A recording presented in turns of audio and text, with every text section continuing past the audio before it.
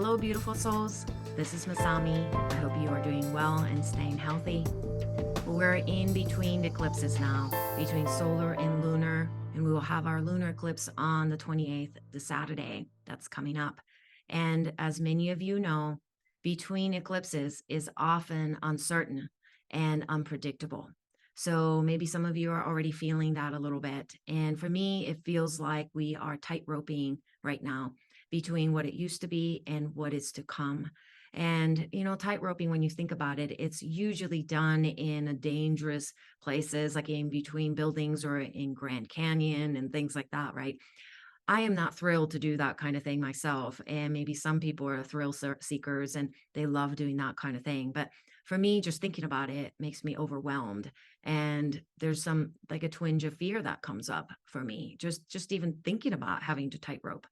So walk on a tightrope, right? But this is a little bit of a gift for all of us, because when you're walking in between spaces like that, the only way to make progress, only way to move forward in your life is to stay in the now, right now in this space. So, and then when you do that, you learn to trust yourself better. You can tap into your inner knowing to move yourself forward. So there is some gift in what we're experiencing in this time of instability and quite a bit of movements that we don't exactly know where things are going. And I do think that the course of our lives are going to dramatically change. What we're experiencing, especially with this eclipse season, is going to determine many years of our lives ahead of us. I originally thought that this will influence definitely till about the next April, but that is no longer, for me, intuitively true. I think what we're going to be experiencing and what we have been experiencing so far this month is going to impact the rest of our lives, to be honest with you. So, more so, it's important that we walk in the moment together and really look around and see if we can tap into each other's strength, each other's flexibilities, each other's learning that we have accumulated.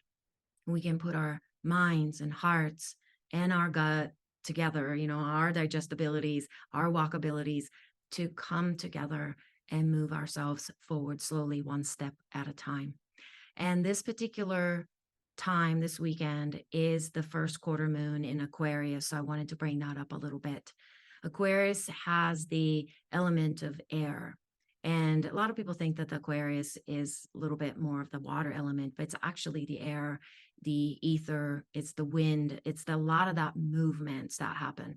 And first quarter moon is going to be, this particular first quarter moon is going to be quite influenced by this air movements, the flow, the skies. So we may, witness even more air-oriented things. For instance, it could be more airstrikes or, something that connected to the sky. So paying attention to that will be very helpful.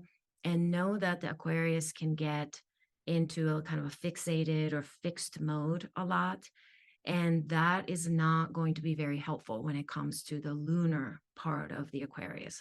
So when the moon is getting influenced by Aquarius, the key is to stay flexible, stay more of like the movements, like a dancing, swaying kind of movements.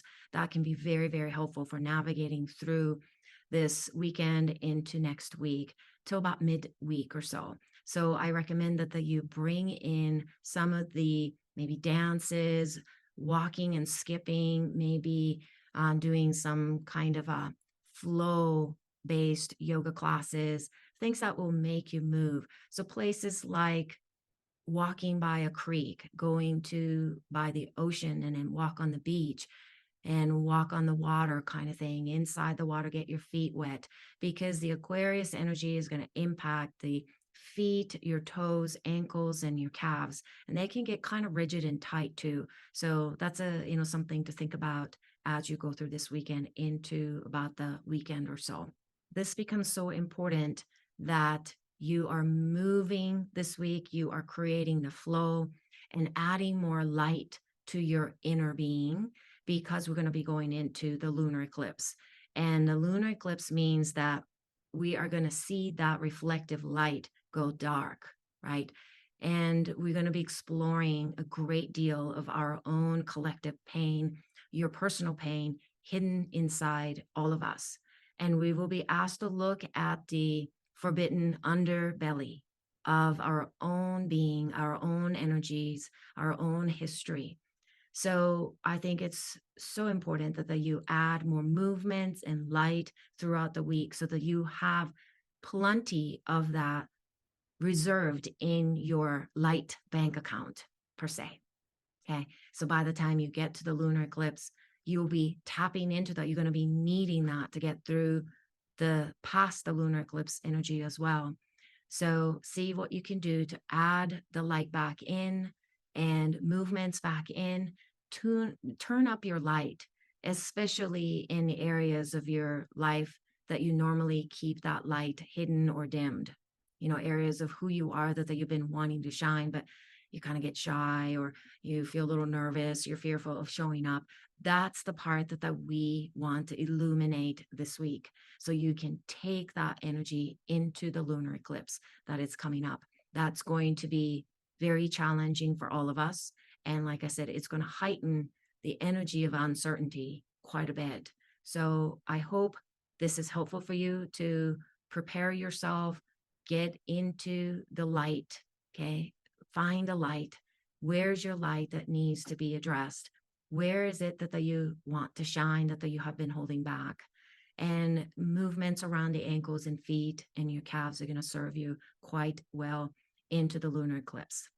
So if this was helpful for you, please subscribe to my YouTube channel and give me thumbs up so that I know to make these videos more regularly to support you throughout this solar and lunar eclipse season. Nice to be with you. Namaste.